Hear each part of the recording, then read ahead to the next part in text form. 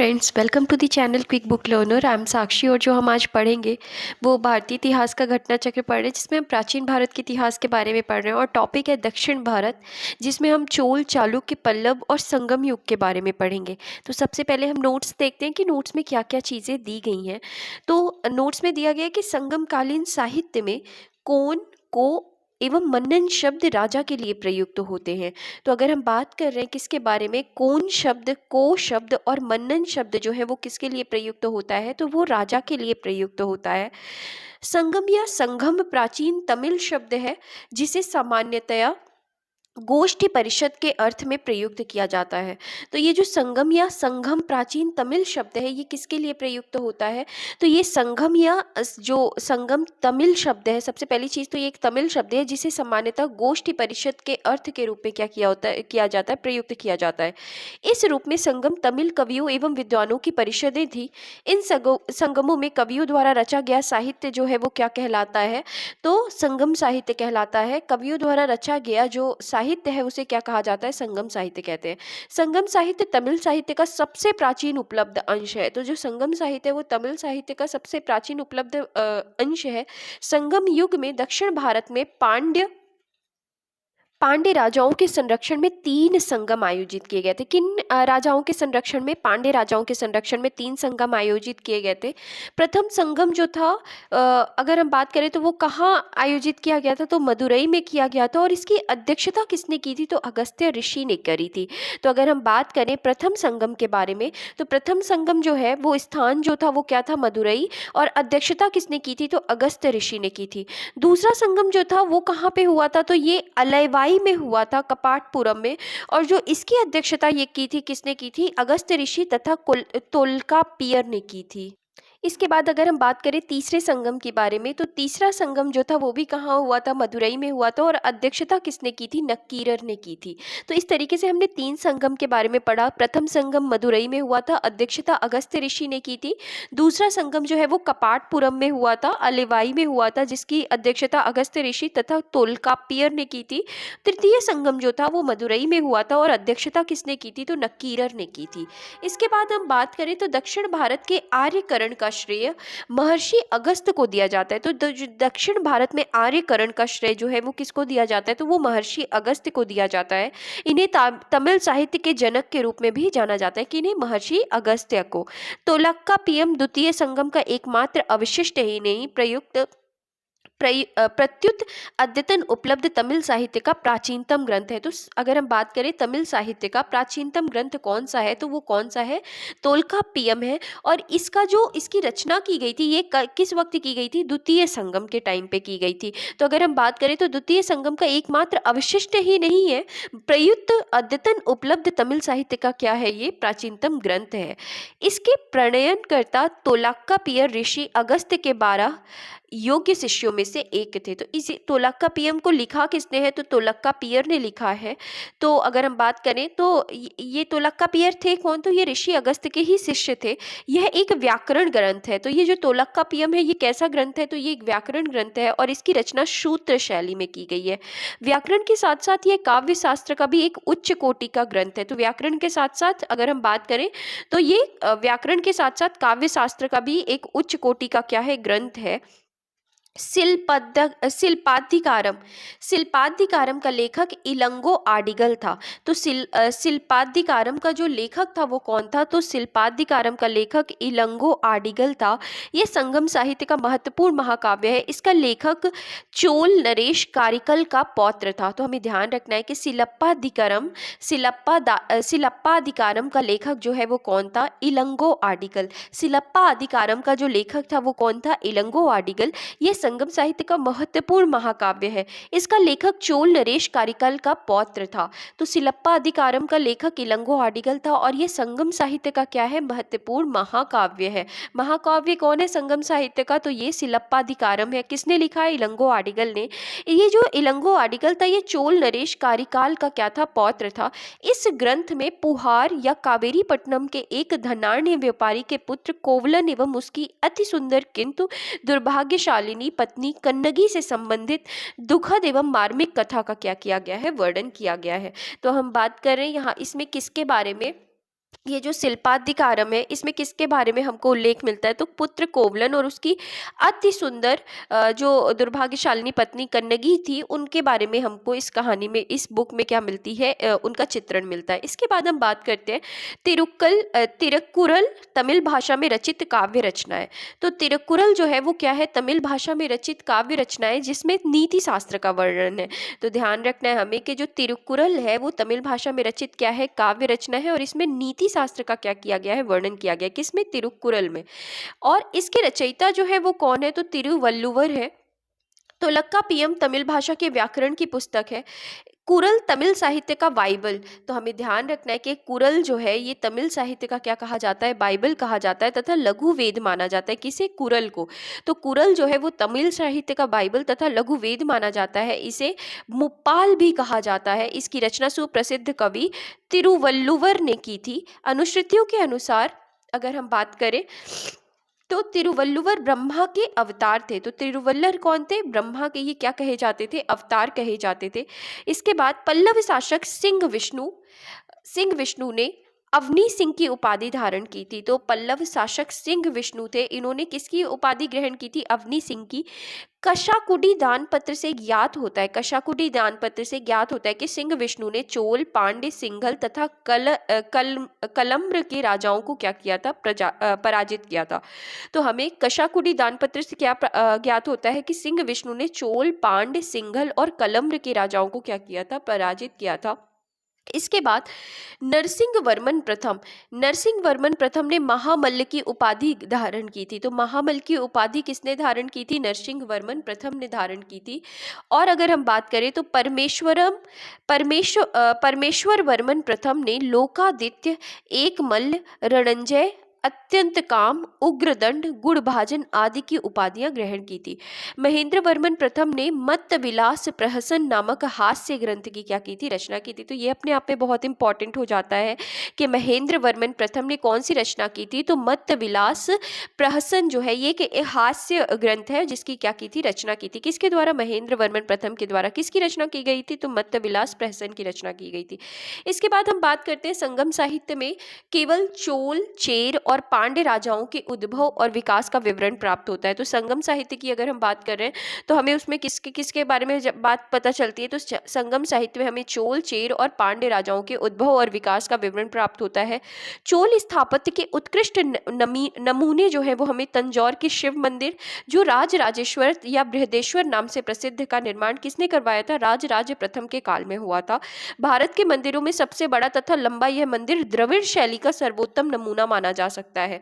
इस मंदिर के बहिर्भाग में नंदी की एकाश्म विशाल मूर्ति बनी है, जिसे भारत की विशालतम नंदी मूर्ति माना जाता है। तो कहाँ बनी हुई है? ये तंजौर में बनी हुई है।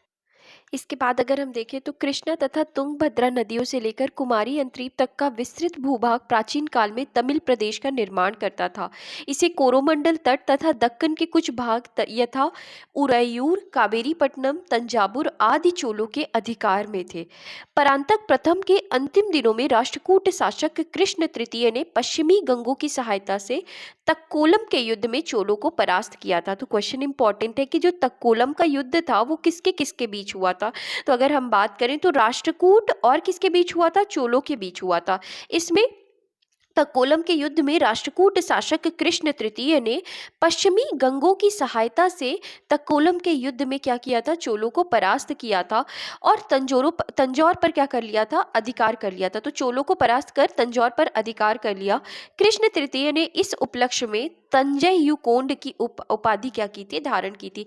तो तंजय युकोंड की उपाधि किसने धारण की थी? कृष्ण तृतीय ने की थी। तो कृष्ण तृतीय ने क्या किया था? क्योंकि उन्होंने चोलों को परास्त करके तंजौर पर अधिकार कर लिया था, इस वजह से तंजैयु कोंड की क्या की थी? उपाधि को ग्रहण किया था। इसके बाद अगर हम बात करें तो चोलों की राजधानी तंजौर थी।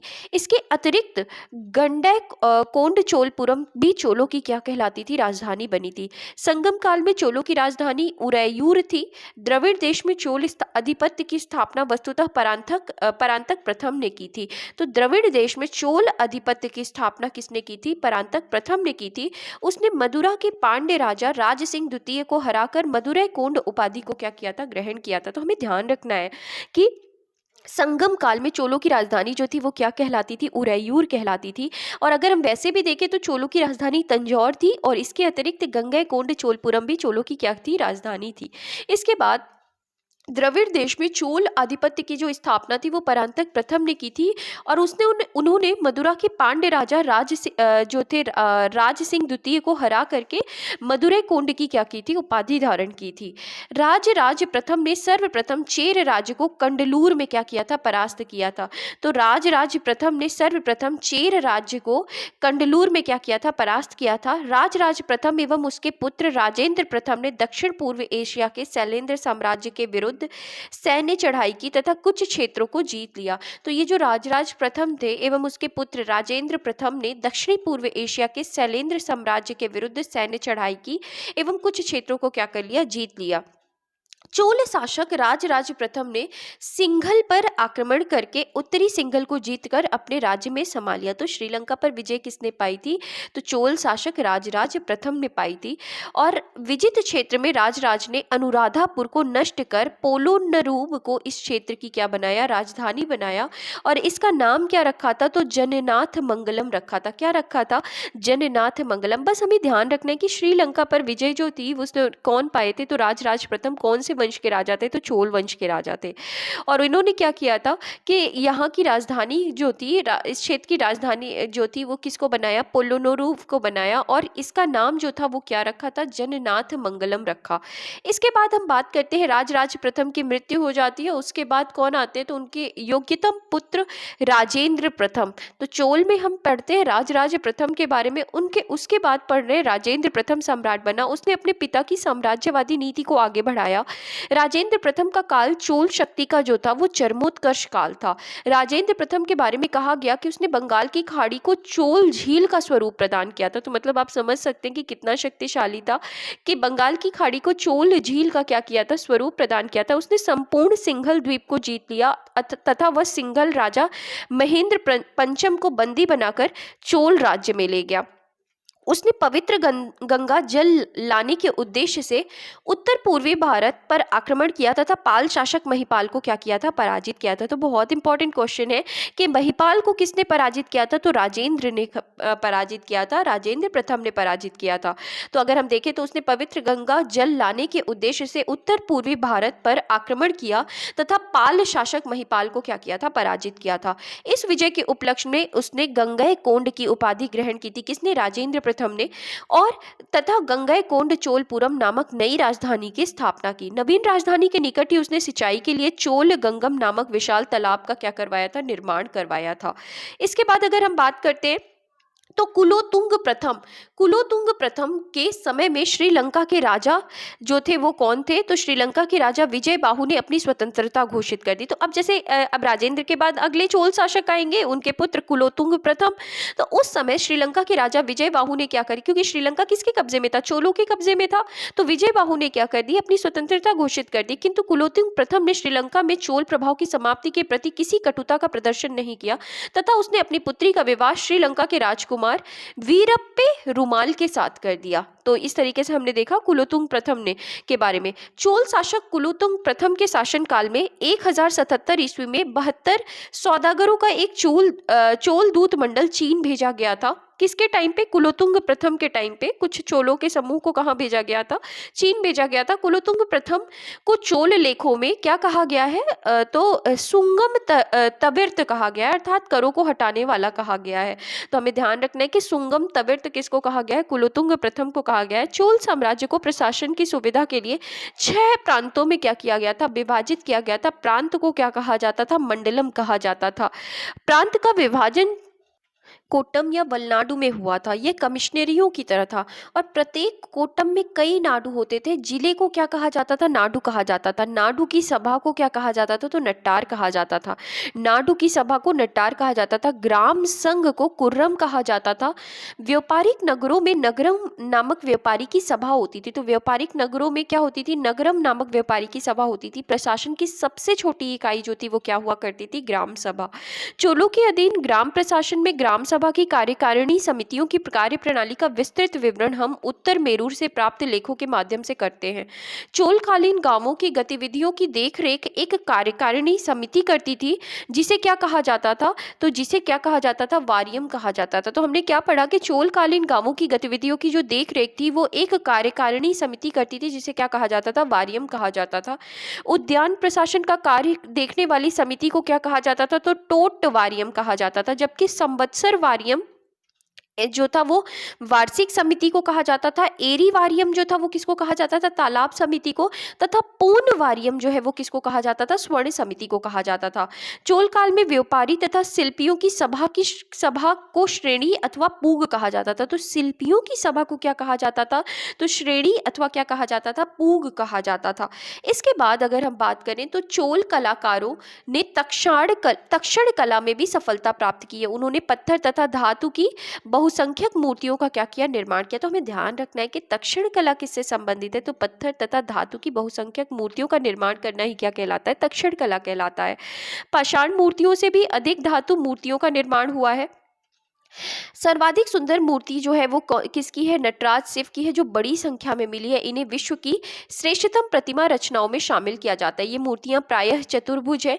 शिव की दक्षिणा मूर्ति प्रतिमा उन्हें गुरु के रूप में क्या करती है, प्रदर्शित करती है। इस रूप में शिव अपने भक्तों को सभी प्रकार का ज्ञान प्रदान करते हुए माने गए हैं। इस रूप में शिव की दक्षिण दिशा में मुख किए हुए प्रतिमा स्थापित की गई है। चोल राजाओं ने एक विशाल संगठित सेना का निर्माण किया था।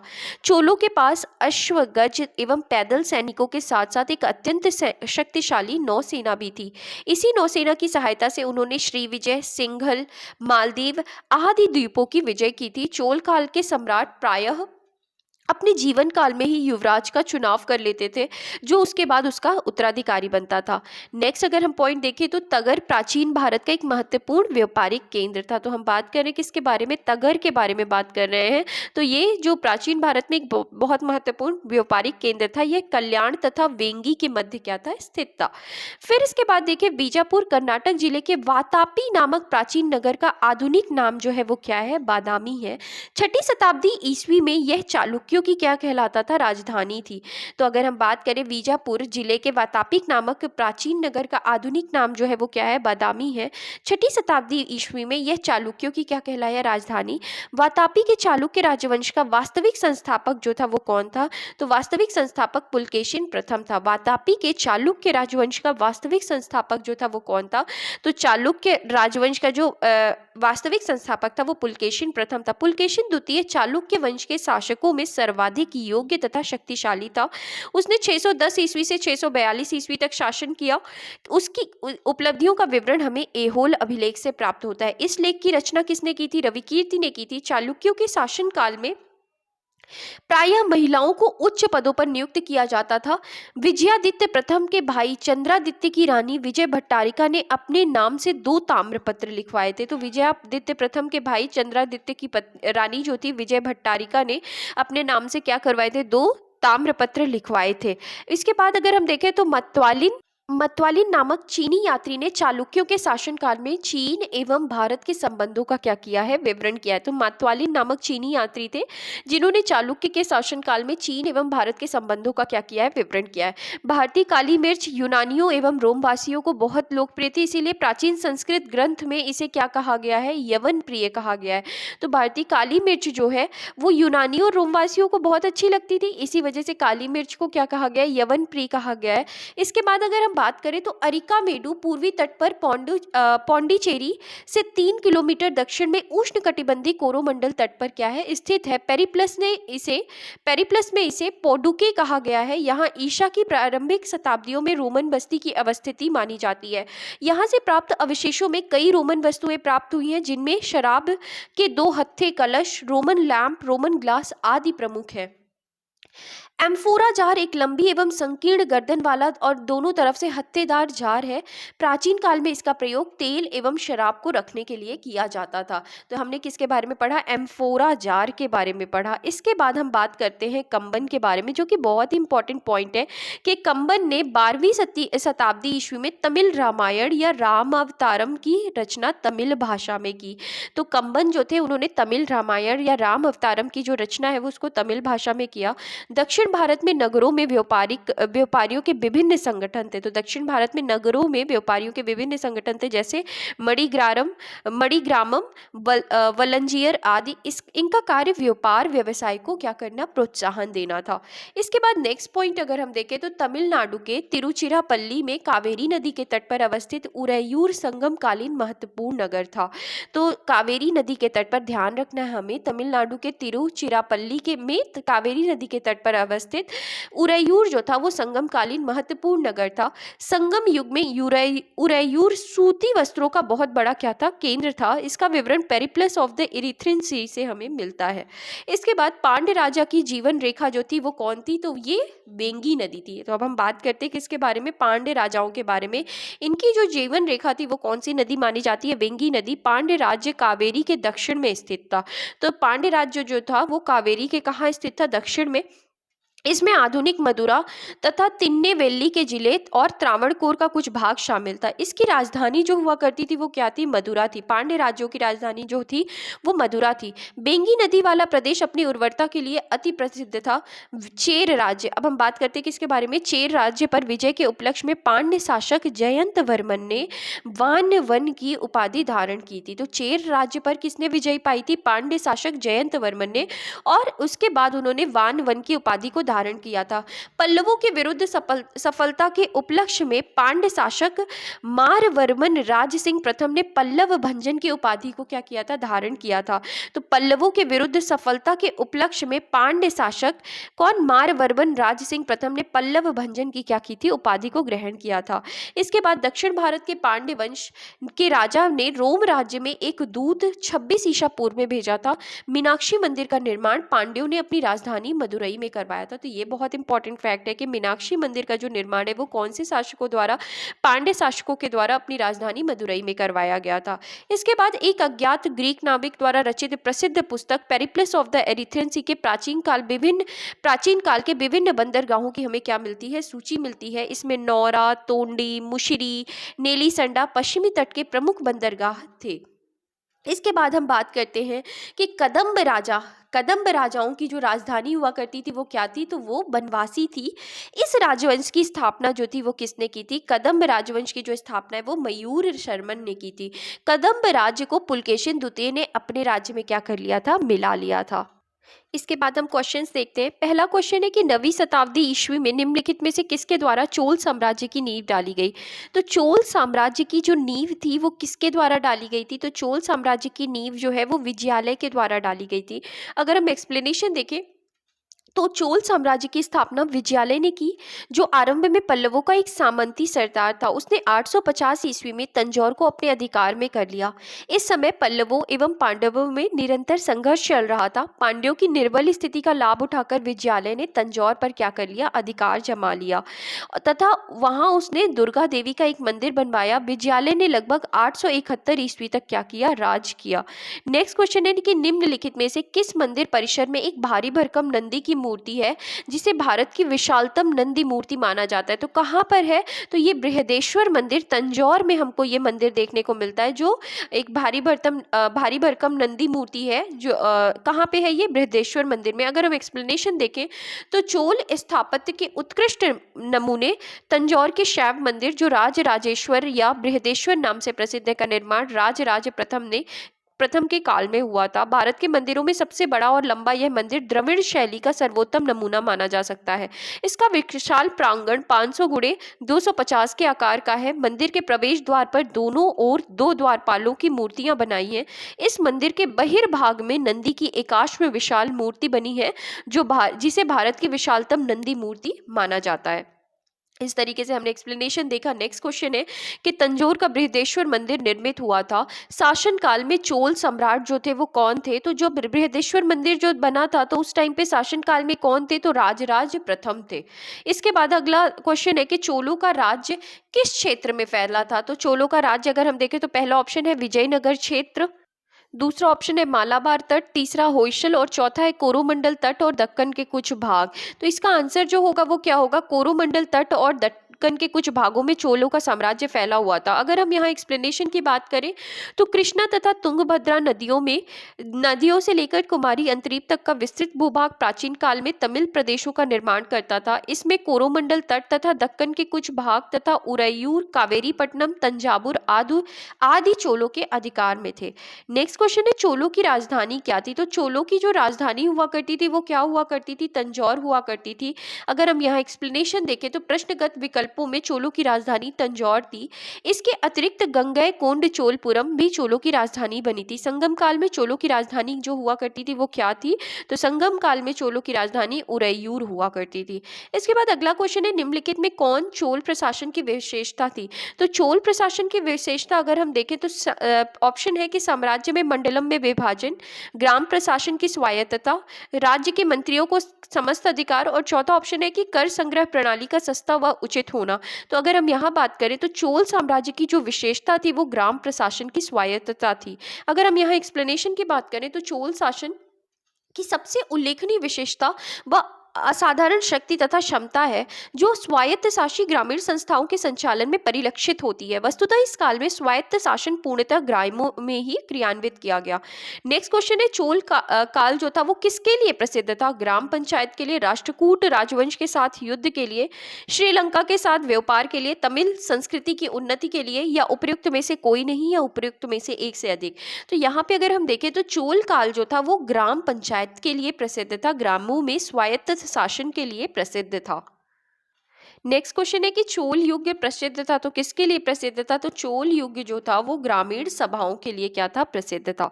नेक्स्ट क्वेश्चन है कि किस दक्षिण भारतीय राज्य में उत्तम ग्राम प्रशासन था? तो कहाँ पे उत्तम ग्राम प्रशासन था? तो उत्तम ग्राम प्रशासन हमें चोल राज्य में देखने को मिलता है। इसके बाद कुशल ग्रामीण प्रशासन के लिए प्रसिद्ध राजवंश जो था वो कौन सा था? तो वो चोल राजवंश था। नेक्स्ट क्वेश्चन है कि कौन सा मध्यकालीन भारतीय साम्राज्य व्यापक स्तर पर स्थायी स्वशासन के लिए प्रसिद्ध था? तो अगर हम बात करें तो व्यापक स्तर पर स्थानीय स्वशासन के लिए जो प्रसिद्ध था वो कौन था? चोल था। इसके बाद नेक्स्ट क्वेश्चन है कि चोलों के अधीन ग्राम प्रशासन के बहुत से ब्यौरे जिन शिलालेखों में हैं वे कौन से हैं? तो वो कहाँ से हमें देखने को मिलते हैं? उत्तर मेरूर से देखने को मिलते हैं। तो चोलों के अधीन ग्राम प्रशासन के बहुत से ब्यौरे जो हैं वो हमें उत्तर मेरूर शिलालेख से देखने को मिलते हैं। अगर हम यहाँ एक्सप्लेनेशन देखें तो चोलों के अधीन ग्राम प्रशासन में ग्राम सभा की कार्यकारिणी समितियों की कार्यप्रणाली का विस्तृत विवरण हमें उत्तर मेरूर से प्राप्त लेखों के माध्यम से प्राप्त करते हैं। प्रत्येक ग्राम में अपनी सभा होती थी जो प्रायः केंद्रीय नियंत्रण से मुक्त होकर स्वतंत्र रूप से ग्राम शासन का संचालन करती थी। नेक्स्ट क्वेश्चन है कि चोल शासकों के शासनकाल में निम्नलिखित में से कौन सा वारियम उद्यान प्रशासन का कार्य देखता था? तो वारियम उद्यान प्रशासन का जो कार्य देखता था, अगर हम बात करें उद्यान प्रशासन का कार्य कौन देखता था? तो टोट वारियम देखता था। टोट वारियम जो था वो उद्यान प्रशासन का क्या करता था? कार्य देखता था। एरी वारियम तालाब से संबंधित देखता था। इसके बाद संवत्सर जो पूरी साल भर की क्रिया होती थी उससे देखता था। तो इस तरीके से हमने देखा। अगर हम यहाँ एक्सप्लेनेशन की बात करें तो चोलकालीन गांवों की गतिविधियों की देखरेख के लिए एक कार्यकारिणी समिति कार्य करती थी जिसे वारियम कहा जाता था। उद्यान प्रशासन का कार्य देखने वाली समिति को टोट वारियम कहा जाता है, जबकि संवत्सर वारियम को वार्षिक समिति, एरी वारियम को तालाब समिति और पूर्ण वारियम को क्या कहा जाता था? स्वर्ण समिति कहते थे। नेक्स्ट क्वेश्चन है, निम्नलिखित कथनों पर विचार कीजिए। चोलों ने पांड्य तथा चेर शासकों को पराजित कर प्रायद्वीपीय भारत पर प्रारंभिक मध्यकालीन समय में अपना प्रभुत्व स्थापित किया। दूसरा है चोलों ने दक्षिण पूर्वी एशिया के शैलेंद्र साम्राज्य के विरुद्ध सैन्य चढ़ाई की तथा कुछ क्षेत्रों को जीता। तो पहला ऑप्शन है कि चोलों ने पांड्य तथा चेर शासकों को पराजित कर प्रायद्वीपीय भारत पर प्रारंभिक मध्यकालीन समय में अपना प्रभुत्व स्थापित किया। बिल्कुल ठीक है। और चोलों ने दक्षिण पूर्वी एशिया के शैलेंद्र साम्राज्य के विरुद्ध सैन्य चढ़ाई की और कुछ क्षेत्रों को जीता। तो ये दोनों ही ऑप्शन क्या है? बिल्कुल सही है। तो इसका करेक्ट आंसर क्या होगा? सी ऑप्शन जो है वो क्या है? करेक्ट आंसर है। और अगर हम एक्सप्लेनेशन की बात करें तो द्रविड़ देश में चोल आधिपत्य की स्थापना वस्तुतः परांतक प्रथम ने की थी। तो द्रविड़ देश में चोल आधिपत्य की जो स्थापना है वो किसने की थी? परांतक प्रथम ने की थी। उसने मदुरा के पांड्य राजाओं को हराकर मदुरै कोंड उपाधि धारण की। राजराज प्रथम तंजौर अभिलेख के अनुसार सिंघल के राजा महेंद्र पंचम ने पांड्य केरल के राजाओं का एक संघ बनाया जो चोल नरेश राजराज प्रथम के विरुद्ध था। इस संघ का भेदन के लिए राजराज प्रथम ने सबसे पहले चेर राज्य पर आक्रमण किया और कंडलूर के मैदान में परास्त किया। इसके बाद अगर हम बात करें तो राजराज प्रथम एवं उसके पुत्र राजेंद्र प्रथम ने दक्षिण पूर्वी एशिया के शैलेंद्र साम्राज्य के विरुद्ध सैन्य चढ़ाई की तथा कुछ क्षेत्रों को जीत लिया। अतः दोनों कथन जो है वो क्या है, सही है। नेक्स्ट क्वेश्चन है कि चोल काल में निर्मित नटराज की कांस्य प्रतिमाओं में देवाकृति प्रायः है, तो वो कैसी है, तो ये चतुर्भुज है। एक्सप्लेनेशन की बात करें तो चोल कलाकारों ने तक्षण कला में भी सफलता प्राप्त की है। उन्होंने पत्थर तथा धातु की बहुसंख्यक मूर्तियों का निर्माण किया। पाषाण मूर्तियों से भी अधिक धातु मूर्तियों का निर्माण हुआ है। सर्वाधिक सुंदर मूर्तियां नटराज की हैं जो बड़ी संख्या में मिली हैं। इन्हें विश्व की श्रेष्ठतम प्रतिमा रचनाओं में शामिल किया जाता है। ये मूर्तियां प्रायः जो है वो कैसी हैं, चतुर्भुज है। नेक्स्ट क्वेश्चन है कि निम्नलिखित में से किसको दक्षिण भारत के विशेषकर चोल युग के स्थापत्यों की विश्व में श्रेष्ठतम प्रतिमा रचना माना जाता है, तो वो किसको माना जाता है, नटराज को माना जाता है। नेक्स्ट क्वेश्चन है चोल शासकों के समय में बनी हुई प्रतिमाओं में सबसे अधिक विख्यात जो थी वो कौन सी मूर्ति थी या कौन सी प्रतिमा थी, तो वो नटराज शिव की कांस्य से जो प्रतिमाएं बनी थी वो सबसे ज्यादा प्रसिद्ध थी। नेक्स्ट क्वेश्चन है कि नटराज की प्रसिद्ध कांस्य मूर्ति किस कला का उदाहरण है, तो ये कौन सी कला का उदाहरण है, तो ये चोल कला का क्या है, उदाहरण है। नेक्स्ट क्वेश्चन है कि शिव की दक्षिणा मूर्ति प्रतिमा उन्हें किस रूप में प्रदर्शित करते हैं, तो जो दक्षिणा मूर्ति प्रतिमा है वो कैसे किस मूर्ति शिक्षक के रूप में क्या होती है, प्रदर्शित करती है। अगर हम यहाँ एक्सप्लेनेशन की बात करें तो शिव की दक्षिणा मूर्ति प्रतिमा उन्हें गुरु के रूप में प्रदर्शित करती है। इस रूप में शिव अपने भक्तों को सभी प्रकार का ज्ञान प्रदान करते हुए माने गए हैं। इस रूप में शिव की दक्षिण दिशा में मुख किए हुए प्रतिमा क्या की गई है, स्थापित की गई है।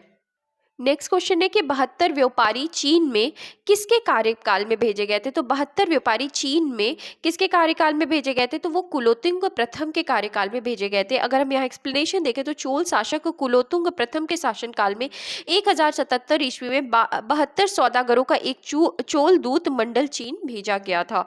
नेक्स्ट क्वेश्चन है कि निम्न में से दक्षिण भारत का कौन सा राजवंश अपनी नौसैनिक शक्ति के लिए प्रसिद्ध था, तो अपनी नौसेना शक्ति के लिए जो प्रसिद्ध था वो कौन सा राजवंश था, चोल राजवंश था। एक्सप्लेनेशन की बात करें तो चोल राजाओं ने एक विशाल संगठित सेना का निर्माण किया था। चोलों के पास अश्व, गज और पैदल सैनिकों के साथ ही साथ एक अत्यंत शक्तिशाली नौसेना भी थी। इसी नौसेना की सहायता से उन्होंने श्रीविजय, सिंघल, मालदीव आदि द्वीपों की विजय की थी। नेक्स्ट क्वेश्चन है कि निम्नांकित राजवंशों में से किसके शासक अपने शासन काल में ही अपना उत्तराधिकारी घोषित कर देते थे, तो यहाँ पर दिए गए ऑप्शन में मोस्टली अगर हम बात करें बहुआयत में तो चोल इसका सही उत्तर होगा, लेकिन यहाँ पे सही उत्तर नहीं बताया गया। अगर हम एक्सप्लेनेशन देखें तो लिखा गया है कि प्राचीन हिंदू राजवंशों के सभी सम्राट प्रायः अपने जीवन काल में ही युवराज का चुनाव कर लेते थे, जो उसके बाद उसका उत्तराधिकारी बनता था। यह प्रवृत्ति चोल वंश में जो है वो सर्वाधिक दिखाई देती है। इसके बाद अगला प्रश्न है कि निम्नलिखित चोल शासकों में जिसने बंगाल की खाड़ी को चोल झील का स्वरूप प्रदान किया था वो कौन था, तो वो राजेंद्र प्रथम थे। एक्सप्लेनेशन देखें तो राज प्रथम की मृत्यु के बाद उसका योग्यतम पुत्र राजेंद्र प्रथम सम्राट बना। उसने अपने पिता की साम्राज्यवादी नीति को आगे बढ़ाया। राजेंद्र प्रथम का काल चोल शक्ति का चरमोत्कर्ष काल था।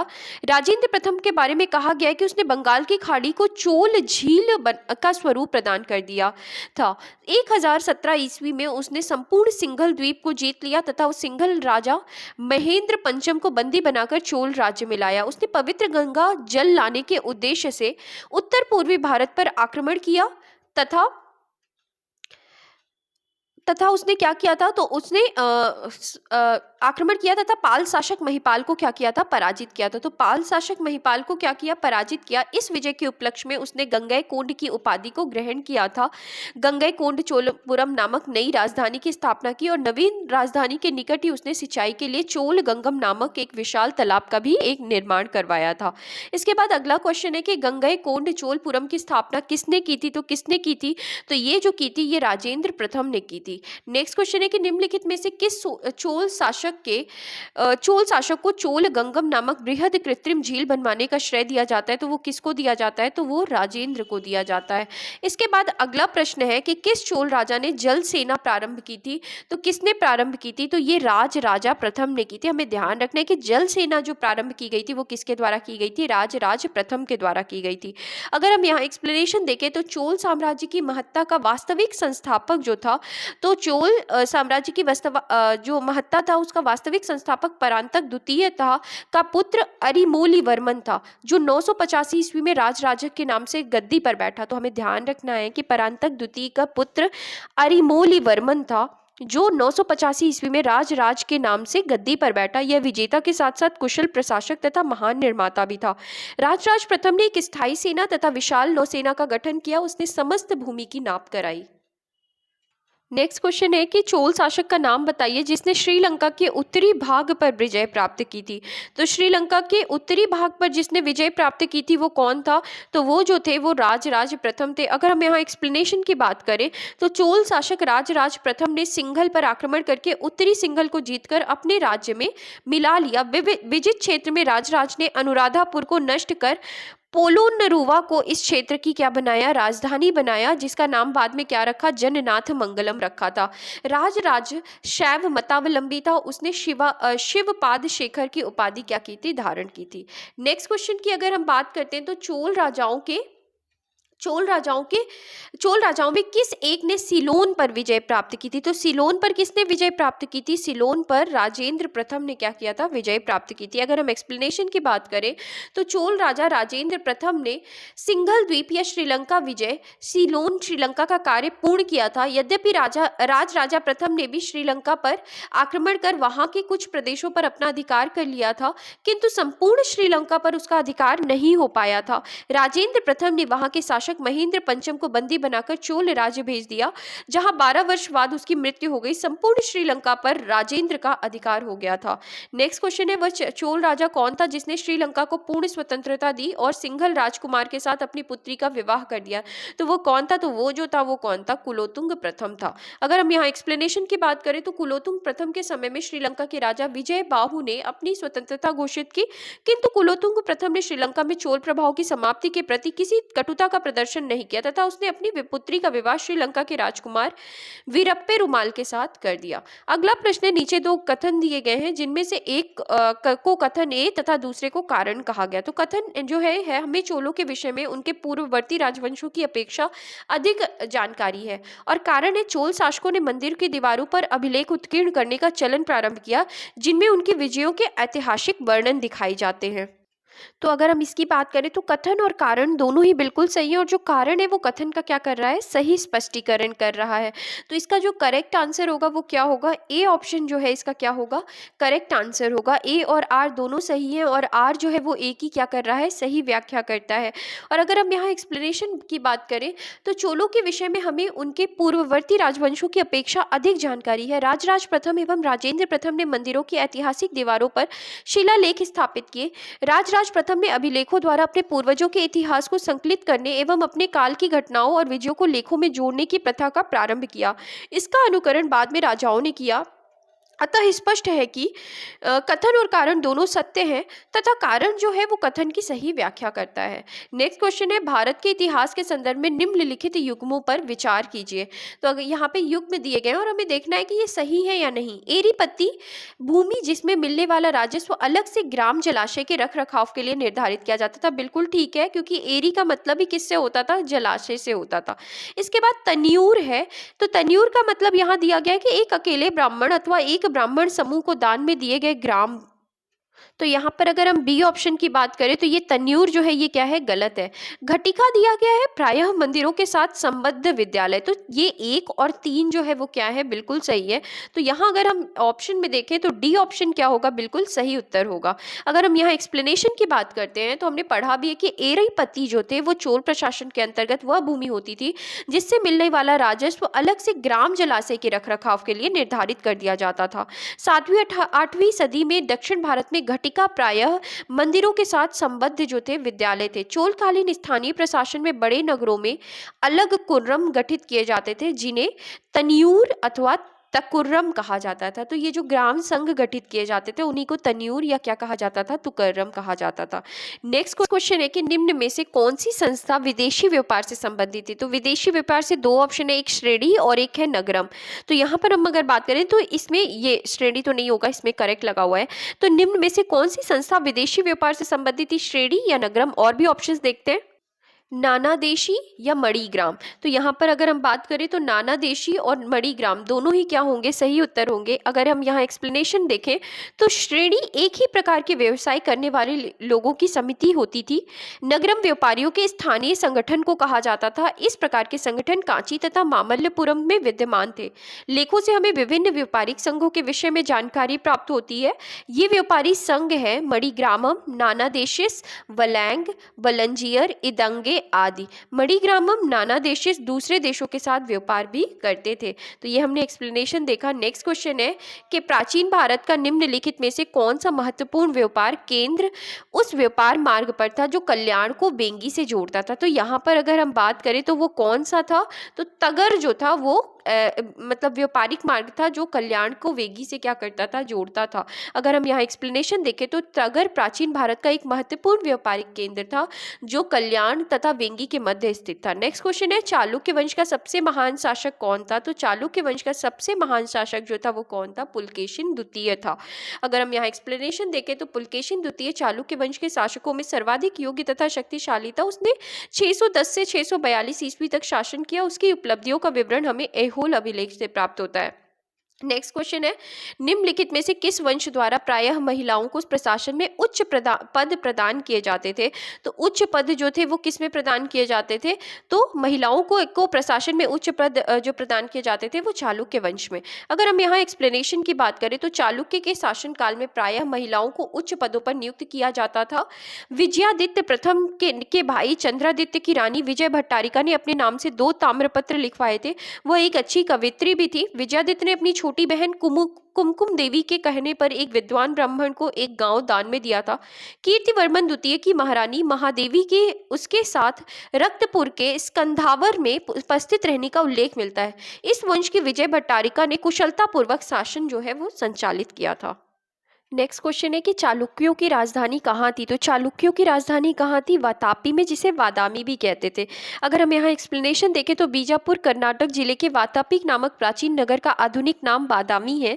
6ठी शताब्दी ईस्वी में यह चालुक्यों की राजधानी थी। वातापी के चालुक्य राजवंश का वास्तविक संस्थापक जो था वो कौन था, पुलकेशिन प्रथम था। नेक्स्ट क्वेश्चन है कवि कालिदास के नाम का उल्लेख किसमें हुआ है। तो कवि कालिदास का जो नाम का उल्लेख है वो ऐहोल के उत्तीर्ण लेख में हुआ है। अगर हम यहाँ एक्सप्लेनेशन की बात करें तो ऐहोल प्रशस्ति बादामी के शासक पुलकेशिन द्वितीय के इतिहास को जानने का एक सशक्त माध्यम है। इस लेख की भाषा संस्कृत तथा लिपि जो है वो दक्षिण ब्राह्मी है। इस लेख की रचना रविकीर्ति ने की थी। प्रशस्ति के अंत में लेखक ने यह दावा किया है कि उसने इसे लिखकर कालिदास तथा भारवी के समान यश प्राप्त किया है। अतः इस अभिलेख में कालिदास के नाम का क्या होता है, उल्लेख हुआ है। नेक्स्ट क्वेश्चन है कि संस्कृत के कवि और नाटककार कालिदास का उल्लेख कहाँ पर हुआ है। तो वो कहाँ पे हुआ है, पुलकेशिन द्वितीय के ऐहोल अभिलेख में हुआ है। नेक्स्ट क्वेश्चन है कि किस शासक ने सिंघल द्वीप के विरुद्ध 442 ईस्वी में 2 समुद्री अभियान भेजा था। तो दो समुद्री अभियान किसने भेजा था, तो 2 समुद्री अभियान जो भेजा था वो नरसिंह वर्मन प्रथम ने भेजा था। अगर हम एक्सप्लेनेशन देखें तो नरसिंह वर्मन प्रथम पल्लव वंशीय शासक था। नरसिंह वर्मन प्रथम कौन सा वंशीय शासक था, पल्लव वंशीय शासक था। उसने 642 ईस्वी में चालुक्यों के विरुद्ध युद्ध में नरसिंह वर्मन को लंका के एक राजकुमार मानवर्मा से क्या मिली थी, सहायता मिली थी। तो 642 ईस्वी में चालुक्यों के विरुद्ध युद्ध में नरसिंह वर्मा को लंका के एक राजकुमार मानवर्मा से सहायता मिली थी। अतः उसने मानवर्मा को पुनः सिंघल की गद्दी दिलाने के लिए शक्तिशाली नौसेना को 2 बार उसकी सहायता हेतु कहाँ भेजा था, सिंघल द्वीप भेजा था। नेक्स्ट क्वेश्चन है प्राचीन संस्कृत ग्रंथों में प्राप्य यवन प्रिय शब्द द्योतक है। तो यवन प्रिय शब्द किसके लिए यूज होता था, तो हमने पढ़ा था काली मिर्च के लिए यूज होता था। अगर हम यहाँ एक्सप्लेनेशन देखें तो भारतीय काली मिर्च यूनानी एवं रोम वासियों को बहुत प्रिय थी, इसलिए प्राचीन संस्कृत ग्रंथों में इसे यवन प्रिय कहा गया है। इसकी यूनान एवं रोम से बहुत अधिक मांग थी। नेक्स्ट क्वेश्चन है कि तुलक्कापियम ग्रंथ संबंधित है। तो तुलक्कापियम जो ग्रंथ है वो किससे संबंधित था, वो व्याकरण और काव्य से संबंधित था। अगर हम यहाँ एक्सप्लेनेशन देखें तो तुलक्कापियम के प्रणयनकर्ता तोलाक्कापियार ऋषि अगस्त्य के 12 योग्य शिष्यों में से एक थे। यह एक तमिल व्याकरण ग्रंथ है। इसकी जो रचना है वो कैसी है, सूत्र शैली में की गई है। इसकी रचना कौन सी शैली में की गई है, सूत्र शैली में की गई है। नेक्स्ट क्वेश्चन है, संगम साहित्य में तोलक्कापियम एक ग्रंथ है। तो संगम साहित्य में जो तोलक्कापियम एक ग्रंथ है, ये काहे का ग्रंथ है, तो ये जो ग्रंथ है ये तमिल व्याकरण का ग्रंथ है। अब नेक्स्ट क्वेश्चन है, शिल्पाधिकारम का लेखक कौन है। तो शिल्पाधिकारम का जो लेखक है वो कौन है, इलंगो है। अगर हम यहाँ एक्सप्लेनेशन की बात करें तो शिल्पाधिकारम का लेखक इलंगो आडिगल था। ये संगम साहित्य का महत्वपूर्ण महाकाव्य है। ये जो शिल्पाधिकारम है ये संगम साहित्य का क्या है, महत्वपूर्ण महाकाव्य है। इसके लेखक जो है वो चोल नरेश कारिकाल का पौत्र था। नेक्स्ट क्वेश्चन है, सूची 1 को सूची 2 में हमें क्या करना है, सही तरीके से मिलाना है। तो पहला है तिरुक्कुरल और दूसरा है तोलक्कापियम।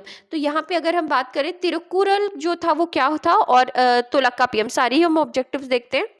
थर्ड ऑप्शन है शिल्पाधिकारम और मणिमेकल। तो सबसे पहले हम यहाँ देखते हैं कि मणिमेकल जो है वो क्या थी, ये एक बड़ी कथा है। शिल्पाधिकारम क्या है, तो शिल्पाधिकारम के बारे में अगर हम बात करें तो शिल्पाधिकारम जो थी वो क्या थी, तो शिल्पाधिकारम जो थी वो प्रेम कथा थी।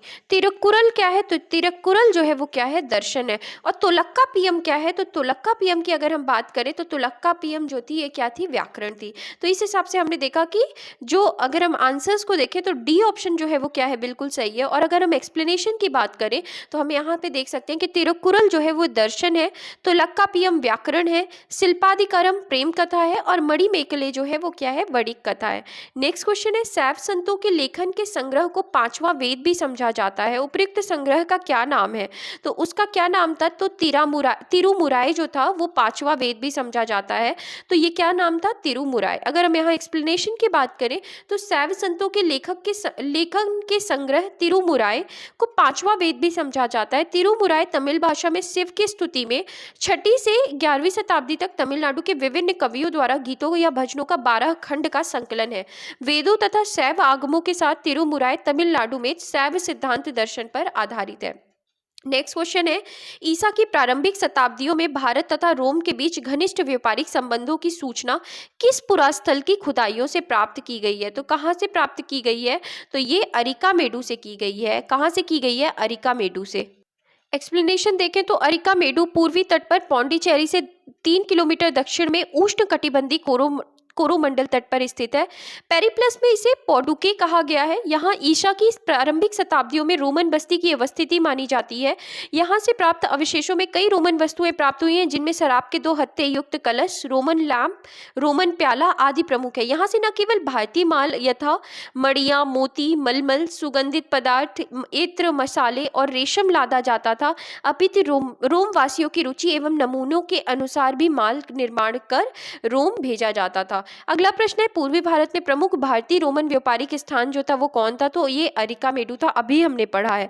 अगला क्वेश्चन है, निम्नलिखित में से कौन सा बंदरगाह पोडुके नाम से दी पेरिप्लस ऑफ द एरिथियन सी के लेखक को ज्ञात हुआ है, तो कौन सा है वो, तो वो जो है वो है अरिकामेडु है। नेक्स्ट क्वेश्चन है, रोमन बस्ती कहाँ से प्राप्त हुई है, तो रोमन बस्ती हमें कहाँ से प्राप्त हुई है, अरिकामेडु से प्राप्त हुई है।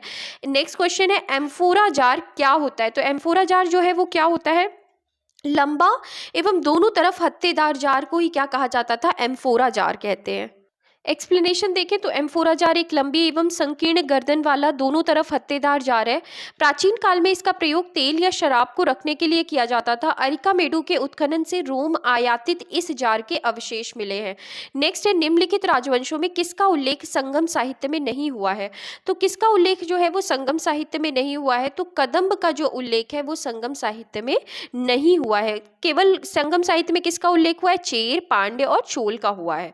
अगर हम एक्सप्लेनेशन की बात करें तो संगम साहित्य में केवल चोल, चेर और पांड्य राजाओं के उद्भव और विकास का विवरण प्राप्त होता है। इन राज्यों के विविध राजाओं के शासनकाल का स्पष्ट निर्धारण संभव न होने पर भी संगम साहित्य से कृष्णा नदी के दक्षिण से सुदूर प्रायद्वीप तक राजनीतिक गतिविधियों पर पर्याप्त प्रकाश पड़ता है। कदम्ब या अन्य किसी राजवंश का उल्लेख संगम साहित्य में नहीं है। नेक्स्ट क्वेश्चन है, निम्नलिखित में से कौन एक तमिल देश के संगम युग का राजवंश नहीं था, तो तमिल देश के संगम युग का जो राजवंश नहीं था वो कौन नहीं था? तो वो पल्लव नहीं था। तमिल देश के संगम युग का जो राजवंश नहीं था वो कौन नहीं था? तो पल्लव नहीं था। चेर, चोल और पांड्य थे। इसके बाद अगला प्रश्न है, धार्मिक कविताओं का संकलन कुरल किस भाषा में है? तो ये कौन सी भाषा में है? तमिल भाषा में। अगर हम एक्सप्लेनेशन पर जाएं तो कुरल तमिल साहित्य का बाइबल तथा लघु वेद माना जाता है। कुरल जो है वो तमिल साहित्य का बाइबल तथा लघु वेद माना जाता है। इसे मुप्पाल भी कहा जाता है। इसकी रचना सुप्रसिद्ध कवि तिरुवल्लुवर ने की थी। अनुश्रुतियों के अनुसार तिरुवल्लुवर ब्रह्मा के क्या थे? अवतार थे। नेक्स्ट क्वेश्चन है, निम्नलिखित तमिल ग्रंथों में किसे लघु वेद की संज्ञा दी गई है? तो लघु वेद की संज्ञा जो है वो किसे दी गई है? कुरल को दी गई है। किसे दी गई है? कुरल को, या कुरल को ही किस नाम से जाना जाता है? मुप्पाल के नाम से भी जाना जाता है। नेक्स्ट क्वेश्चन है कि निम्नलिखित में से कौन तमिल रामायण या राम अवतारम का लेखक था? तो तमिल रामायणम या राम अवतारम के लेखक जो थे वो कौन थे? कंबन थे। अगर हम यहाँ एक्सप्लेनेशन देखें तो कंबन ने 12वीं शताब्दी ईस्वी में तमिल रामायणम या राम अवतारम की रचना तमिल भाषा में की थी। नेक्स्ट क्वेश्चन है कि मध्यकालीन भारत के सांस्कृतिक इतिहास के संदर्भ में निम्नलिखित कथनों पर विचार कीजिए। पहला है, तमिल क्षेत्र के सिद्ध एकेश्वरवादी थे तथा मूर्ति पूजा की निंदा करते थे। तो तमिल क्षेत्र के जो सिद्ध हुआ करते थे वो एकेश्वरवादी थे और मूर्ति पूजा का निंदा करते थे। बिल्कुल ठीक है। दूसरा है कि कन्नड़ क्षेत्र के लिंगायत पुनर्जन्म के सिद्धांत पर प्रश्न चिन्ह लगाते थे तथा जाति अधिक्रम को अस्वीकार करते थे। दोनों ही जो हैं कथन वो बिल्कुल सही हैं। तो इसका सही उत्तर क्या होगा? इसका सही उत्तर जो होगा वो सी ऑप्शन जो है वो बिल्कुल करेक्ट होगा। अगर हम एक्सप्लेनेशन की बात करें तो तमिल क्षेत्र के सिद्ध एकेश्वरवादी थे तथा मूर्ति पूजा की निंदा करते थे। लिंगायतों ने जाति की अवधारणा तथा कुछ समुदाय के दूषित होने की ब्राह्मणी अवधारणा का विरोध किया। इनका विश्वास था कि मरणोपरांत भक्त शिव में लीन हो जाएंगे तथा इस संसार में पुनः नहीं लौटेंगे। इन्होंने पुनर्जन्म के सिद्धांत को नकार दिया था। अगला प्रश्न है, सूची 1 को हमें सूची 2 में मिलाना है। तो यहाँ पर अगर हम बात करते हैं तो गुप्त वंश से चंदेल वंश, चालुक्य और पल्लव। तो सबसे पहले हम देखते हैं किसके बारे में जो हमें सबसे ठीक लगे। तो ये चंदेल वंश के बारे में हमने देखा, खजुराहो हो जाएगा।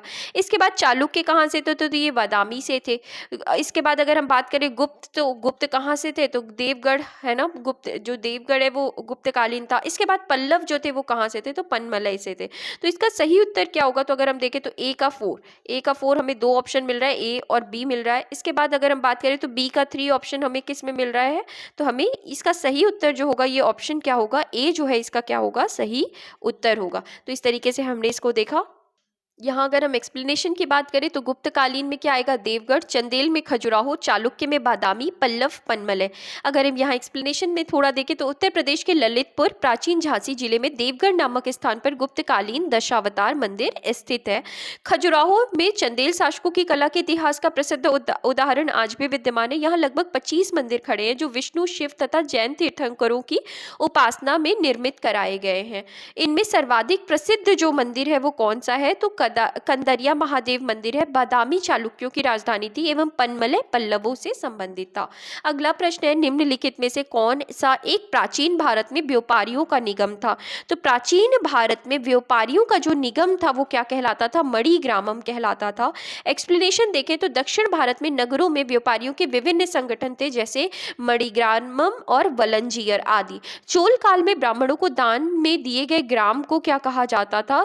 तो चतुर्वेदी मंगलम कहा जाता था। अगला प्रश्न है, दक्षिण भारत का प्रसिद्ध तक्कोलम का युद्ध किसके किसके बीच हुआ था? तो हमने पढ़ा था कि जो तक्कोलम का युद्ध था वो चोल और राष्ट्रकूटों के मध्य हुआ था। किसके किसके मध्य हुआ था? चोल और राष्ट्रकूटों के मध्य हुआ था।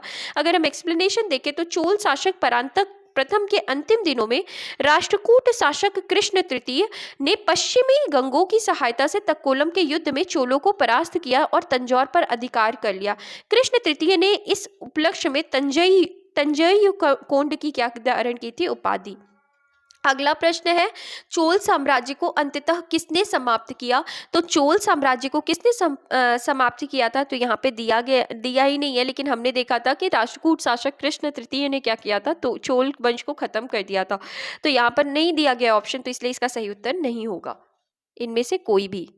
एक्सप्लेनेशन देखें तो 1250 ईस्वी के आसपास होयसल और पांड्य राज्य ने चोल राजा राजेंद्र तृतीय को परास्त कर दिया था। चोल राजा पांड्यों की अधीनता में लगभग 1279 ईस्वी तक शासन करते रहे। उसके पश्चात चोल राज्य के स्वतंत्र अस्तित्व का कोई प्रमाण नहीं मिलता। मलिक काफूर ने लगभग 1310 ईस्वी में दक्षिण विजय की थी, जिसमें उसने यादव, काकतीय, होयसल, पांड्य आदि राजाओं को जीता था। फिर भी प्रश्नानुसार इसका निकटतम उत्तर विकल्प डी हो सकता है। अगला क्वेश्चन है, संगम युग में उरैयूर किस लिए विख्यात था? तो उरैयूर किस लिए विख्यात था?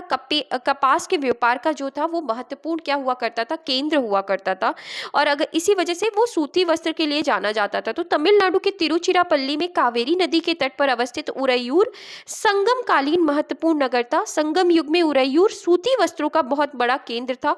इसका विवरण पेरिप्लस ऑफ द एरिथ्रियन सी से मिलता है।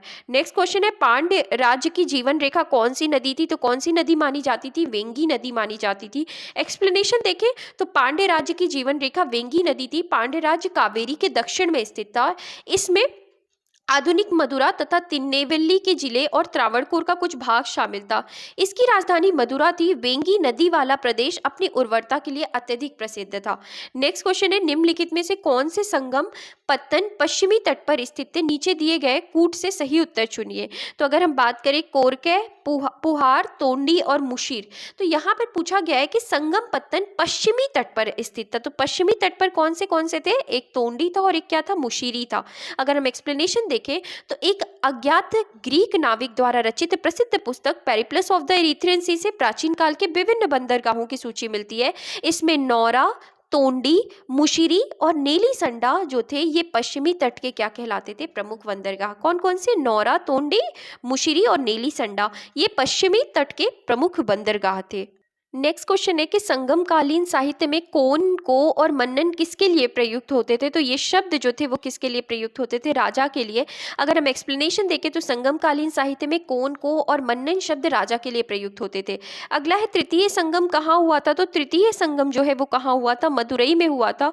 एक्सप्लेनेशन की बात करें तो संगम का तात्पर्य कवियों की गोष्ठी से है। इन गोष्ठियों में कवियों द्वारा रचा गया साहित्य संगम साहित्य कहलाता है। संगम युग में दक्षिण भारत में पांड्य राजाओं के संरक्षण में 3 संगम आयोजित हुए थे। अगर हम बात करें प्रथम संगम के बारे में तो प्रथम संगम जो हुआ था वो कहाँ हुआ था? मदुरई में, और अध्यक्षता अगस्त्य ऋषि ने की थी। दूसरा संगम जो हुआ था वो कपाटपुरम अलेवई में हुआ था और इसकी अध्यक्षता अगस्त्य ऋषि और उनके शिष्य तोलाक्का पियर ने की थी। और तृतीय संगम जो हुआ था वो मदुरई में, और इसके जो अध्यक्षता की थी वो किसने की थी? नकीरर ने की थी। नेक्स्ट क्वेश्चन है, किस ऋषि के बारे में कहा जाता है कि उन्होंने दक्षिण भारत का आर्यकरण किया? तो दक्षिण भारत का जो आर्यकरण किया था वो किसने किया था? ऋषि अगस्त्य ने किया था। एक्सप्लेनेशन देखें तो दक्षिण भारत के आर्यकरण का श्रेय महर्षि अगस्त्य को दिया जाता है। उन्होंने दक्षिण की यात्रा की और बाद में वहीं बस गए थे। इन्हें तमिल साहित्य में जनक के रूप में जाना जाता है। नेक्स्ट क्वेश्चन है, सूची 1 को सूची 2 में सुमेलित कीजिए और नीचे दिए गए कूटों से सही उत्तर चुनना है। तो अगर हम बात करें तो चालुक्य जो थे वो किससे कहाँ राजधानी थी? बादामी में। हर्ष की कहाँ थी? कन्नौज में। पल्लवों की कहाँ हुआ करती थी? कांचीपुरम में हुआ करती थी। तो पल्लवों की कहाँ हुआ करती थी? कांचीपुरम। तो यहाँ पे चौथा ऑप्शन होगा। तो यहाँ पे अगर हम बात करें तो पल्लवों की कांचीपुरम, और पांड्य की कौन सी राजधानी हुआ करती थी? मदुरई, जो कि पीछे दिया हुआ है। तो यहाँ पर अगर हमने देखा तो इसका सही उत्तर क्या होगा? ऑप्शन ए जो है इसका क्या होगा? करेक्ट आंसर होगा। अगर हम यहाँ एक्सप्लेनेशन की बात करें तो चालुक्यों की राजधानी जो थी वो क्या हुआ करती थी? तो चालुक्यों की राजधानी बादामी थी। पुलकेशिन द्वितीय बादामी के चालुक्यों का सबसे प्रतापी राजा था। रविकीर्ति द्वारा रचित ऐहोल प्रशस्ति से पुलकेशिन द्वितीय का विस्तृत इतिहास ज्ञात होता है। पल्लवों की राजधानी कांचीपुरम थी। हर्ष ने अपनी बहन राजश्री के साथ संयुक्त रूप से कन्नौज पर शासन किया था, और पांड्यों की जो राजधानी हुआ करती थी वो क्या हुआ करती थी? मदुरई हुआ करती थी। तो इस तरीके से हमने एक्सप्लेनेशन भी देख लिया। नेक्स्ट क्वेश्चन है कि भारत के इतिहास में निम्नलिखित घटनाओं पर विचार कीजिए। तो पहला है कि राजा भोज के अधीन प्रतिहारों का उदय। दूसरा, महेंद्र वर्मन प्रथम के अधीन पल्लव सत्ता की स्थापना। तीसरा, परांतक प्रथम द्वारा चोल सत्ता की स्थापना। और चौथा, गोपाल द्वारा पाल राजवंश की स्थापना। तो हमें इसमें बताना है कि सबसे पहले क्या हुआ था। तो सबसे पहले अगर हम बात करें तो महेंद्र वर्मन प्रथम के अधीन पल्लव सत्ता की क्या होती है? स्थापना होती है। उसके बाद गोपाल द्वारा पाल राजवंश की क्या होती है स्थापना, फिर राजा भोज के अधीन प्रतिहारों का उदय, और लास्ट में परांतक प्रथम द्वारा चोल सत्ता की क्या की जाती है, स्थापना की जाती है। तो अगर हम यहाँ पर दिए गए ऑप्शन की बात करें तो इसका सही उत्तर क्या होगा, तो सी जो है वो क्या होगा, सही उत्तर होगा। अगर हम एक्सप्लेनेशन की बात करें तो घटनाओं का सही क्रम है, कालक्रम है, महेंद्र वर्मन प्रथम के अधीन पल्लव सत्ता की स्थापना जो कि 600 से 630 ईस्वी में हुआ। दूसरा, गोपाल द्वारा पाल राजवंश की स्थापना जो कि 750 से 770 ईस्वी में। इसके बाद तीसरी घटना है राजा भोज के अधीन प्रतिहारों का उदय जो कि 836 से 885 ईस्वी तक, एवं परांतक प्रथम द्वारा चोल सत्ता की स्थापना जो कि 907 से 953 ईस्वी तक। तो नोट है, ध्यातव्य है कि प्रतिहारों का उदय मिहिर भोज के अधीन हुआ जिसे भोज प्रथम भी कहा जाता है।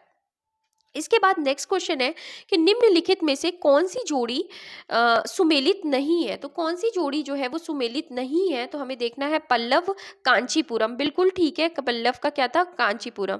पांडे मदुरै, बिल्कुल ठीक है। चोल तंजौर, बिल्कुल ठीक है। होयसेल जो द्वार समुद्र, ठीक है। चेर की राजधानी पुडुचेरी नहीं थी, तो ये सी जो ऑप्शन है वो क्या है, वो गलत है। तो चेर की राजधानी कहाँ थी, तो चेर राज्य आधुनिक केरल प्रांत में स्थित था जिसके अंतर्गत त्रावणकोर, कोचीन और मालाबार का कुछ भाग सम्मिलित था।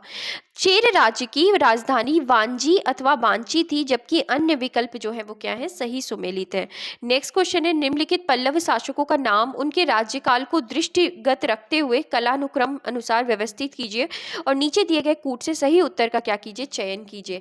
तो यहाँ पर अगर हम बात करें तो सबसे पहले कौन थे, महेंद्र वर्मन। महेंद्र वर्मन के बाद नरसिंह वर्मन, नरसिंह वर्मन के बाद परमेश्वर वर्मन, और फिर अंत में कौन आएगा, नंदी वर्मन द्वितीय। तो इस तरीके से अगर ए ऑप्शन जो है वो क्या है, सबसे सटीक है। महेंद्र वर्मन, नरसिंह वर्मन, फिर परमेश्वर वर्मन, फिर उसके बाद कौन आएंगे, नंदी वर्मन आएंगे। अगर हम एक्सप्लेनेशन की बात करें तो यहाँ पर हम देख सकते हैं कि महेंद्र वर्मन प्रथम का शासनकाल 600 से 630 ईस्वी, नरसिंह वर्मन का 630 से 668, परमेश्वर वर्मन का 670 से 700 ईस्वी, और फिर नंदी वर्मन का 731 से 795 ईस्वी। नेक्स्ट क्वेश्चन है, निम्न में से किस चीनी यात्री ने चालुक्यों के शासनकाल में चीन एवं भारत के संबंधों का विवरण किया है, तो वो कौन थे, तो ये जो थे ये मातवालिन थे। अगर हम यहाँ एक्सप्लेनेशन की बात करें तो मातवालिन नामक चीनी यात्री ने चालुक्यों की शासनकाल में चीन एवं भारत के संबंधों का विवरण किया है। नेक्स्ट क्वेश्चन है कि किस राजवंश ने उत्तर भारत पर शासन नहीं किया। तो उत्तर भारत पे अगर हम बात करते हैं तो हमें पता है राजपूत, मौर्य और गुप्त ने शासन किया था। जो चालुक्य थे वो दक्षिण भारत से संबंधित थे। तो यहाँ अगर हम एक्सप्लेनेशन की बात करें तो दिए गए विकल्पों में चालुक्य वंश ने उत्तर भारत पर शासन नहीं किया था। इनका शासन मुख्यतः दक्कन एवं दक्षिण भारत में केंद्रित था। इनकी राजधानी बादामी थी। पुलकेशिन द्वितीय बादामी के चालुक्य वंश का सर्वप्रथम शासक था जिसने हर्षवर्धन को संभवतः पराजित किया था। इनके अतिरिक्त चालुक्यों की कुछ छोटी शाखाएं भी थी जिसमें सबसे महत्वपूर्ण कल्याणी के चालुक्य थे। नेक्स्ट क्वेश्चन है, निम्नलिखित में से किस राजा ने अपने मंत्रियों को पशुओं पर क्रूरता पर प्रतिबंध लगाने के लिए काशी क्षेत्र भेज दिया था। तो कौन था, किस राजा ने अपने मंत्रियों को पशुओं पर क्रूरता पर प्रतिबंध लगाने के लिए काशी क्षेत्र भेज दिया था, तो चालुक्य राजा कुमारपाल ने। एक्सप्लेनेशन की अगर हम बात करें तो चालुक्य शासक कुमारपाल ने अपने राज्य में पशुपद पर प्रतिबंध लगा दिया था। वह जैन मतानुयायी था। उसने पशुओं के प्रति क्रूरता को रोकने के लिए काशी क्षेत्र में भी अपने मंत्रियों को भेजा था। अगला प्रश्न है, कदम्ब राजाओं की राजधानी क्या थी। तो कदम्ब राजाओं की जो राजधानी थी वो क्या हुआ करती थी, वनवासी हुआ करती थी। एक्सप्लेनेशन अगर हम देखें तो कदम्ब राजाओं की राजधानी वनवासी थी। इस राजवंश की स्थापना किसने की थी, मयूर शर्मन ने की थी। कदम्ब राज्य को पुलकेशिन द्वितीय ने अपने राज्य में मिला लिया था। उल्लेखनीय है कि तंजौर चोलों की, कांची पल्लवों की और बादामी जो थी वो चालुक्यों की राजधानी हुआ करती थी। नेक्स्ट क्वेश्चन है, निम्नलिखित में से कौन सा एक काकतीय राज्य में अति महत्वपूर्ण समुद्र पत्तन था। तो वो कौन सा था, तो वो मोटूपल्ली था जो कि काकतीय राज्य में अति महत्वपूर्ण समुद्र पत्तन था। अगर हम एक्सप्लेनेशन की बात करें तो मोटूपल्ली काकतीय राज्य में एक अति महत्वपूर्ण समुद्र पत्तन था। यह समुद्र पत्तन वर्तमान में आंध्र प्रदेश के कृष्णा जिले में स्थित है। इटली यात्री मार्को पोलो ने इस स्थान का दौरा किया था। मार्को पोलो ने काकतीय राजाओं के शासनकाल के दौरान कि आंध्र प्रदेश की समृद्धि और शक्ति के बारे में उल्लेख किया है। 13वीं शताब्दी के मध्य में गणपति राजाओं द्वारा जारी मोटूपल्ली शिलालेख से ज्ञात होता है कि इस पत्तन से कपूर, गुलाबजल, हाथी दांत, मोती, मूंगा, रेशम, काली मिर्च आदि वस्तुओं का आयात निर्यात किया जाता था। अगला प्रश्न है, दक्षिण भारत के किस वंश के राजा ने रोम राज्य में एक दूत 26 ईसा पूर्व में भेजा था। तो दूत भेजा था, किसने भेजा था, तो ये पांड्य वंश के राजा थे जिन्होंने रोम राज्य में एक दूत 26 ईसा पूर्व में भेजा था। तो किसने भेजा था, पांड्य राज्य ने। एक्सप्लेनेशन देखें तो दक्षिण भारत के पांड्य वंश के राजा ने रोम राज्य में एक दूत 26 ईसा पूर्व में भेजा था। पांड्य वंश के शासकों ने भारत के दक्षिणी हिस्से पर शासन किया और इनकी राजधानी जो थी वो क्या हुआ करती थी, पांड्यों की राजधानी जो थी वो मदुरई हुआ करती थी। अगला प्रश्न है मीनाक्षी मंदिर स्थित है, तो मीनाक्षी मंदिर जो है वो कहाँ स्थित है, तो मदुरई में स्थित है। अगर हम एक्सप्लेनेशन की बात करें तो मीनाक्षी मंदिर मदुरई में स्थित है। ध्यातव्य है कि मदुरई पांड्यों की क्या हुआ करता था, राजधानी हुआ करता था। संगम काल में प्रथम और तृतीय संगम यहीं आयोजित किए गए, जिनकी अध्यक्षता क्रमशः आचार्य अगस्त और नकीरर ने की थी। नेक्स्ट क्वेश्चन है मीनाक्षी मंदिर कहाँ अवस्थित है, तो मीनाक्षी मंदिर जो है वो मदुरई में अवस्थित है। अगला प्रश्न हमें क्या करना है, सही जोड़ी मिलानी है। तो अगर हम बात करें मीनाक्षी मंदिर, तो मीनाक्षी मंदिर को अभी जस्ट हमने पढ़ा कि कहाँ पर है, तो ये मदुरई में है। इसके बाद है महाकाल मंदिर, तो महाकाल मंदिर कहाँ है, उज्जैन में है। वेंकटेश्वर मंदिर कहाँ पर है, तो वेंकटेश्वर मंदिर जो है ये आंध्र प्रदेश में, तिरुमाल आंध्र प्रदेश में है। और वेलूर मठ कहाँ है, तो ये हावड़ा पश्चिम बंगाल में है। तो इस तरीके से हमने देखा और इसका सही उत्तर क्या होगा, ए का 2 ऑप्शन मतलब डी ऑप्शन जो है ये क्या है, बिल्कुल सही होगा। इसके बाद अगर हम एक्सप्लेनेशन की बात करें तो मीनाक्षी मंदिर का निर्माण पांड्यों ने अपनी राजधानी मदुरई में करवाया था। महाकाल मंदिर जो है वो उज्जैन में तथा वेंकटेश्वर मंदिर तिरुमाल आंध्र प्रदेश में स्थित है। और वेलूर मठ रामकृष्ण मिशन की स्थापना 1897 ईस्वी में कोलकाता पश्चिम बंगाल में स्वामी विवेकानंद द्वारा की गई थी। यद्यपि प्रश्न में हावड़ा पश्चिम बंगाल दिया गया है। नेक्स्ट क्वेश्चन है कि दक्षिण भारत के मंदिरों के आकर्षक द्वार क्या कहलाते थे, तो क्या कहलाते थे, गोपुरम कहलाते थे। और दक्षिण भारत के मंदिर जो थे वो अपने गोपुरम के लिए ज़्यादा ही माने जाते थे, ज़्यादा प्रसिद्ध कहलाते थे। और अगर हम यहाँ एक्सप्लेनेशन की बात करें तो दक्षिणों के मंदिर के आकर्षक द्वार को गोपुरम कहते थे। पांड्य चोलों के राज्यकाल में द्रविड़ शैली पनपती रही। पांड्य काल में मंदिर छोटे होते थे किंतु उनके प्रांगण के चारों ओर अनेक प्राचीर बनाए जाते थे। इनके प्रवेश द्वार जिन्हें गोपुरम कहा जाता है, ये भव्य, विशाल और प्रचुर मात्रा में शिल्पकारिता से अलंकृत होते थे। चोलकालीन वास्तुकला की विशेषता मंदिर नहीं अपितु क्या है, गोपुरम है। तो इस तरीके से फ्रेंड्स हमने सारे क्वेश्चंस जो भी इस चैप्टर से रिलेटेड थे, दक्षिण भारत से संबंधित थे, हमने उनको डील किया, एक्सप्लेनेशन पढ़ा। आई होप आपको ये सेशन अच्छा लगा हो। अगर पसंद आया तो प्लीज़ लाइक करें, शेयर करें और चैनल को सब्सक्राइब नहीं किया है तो प्लीज़ करें। Thank you.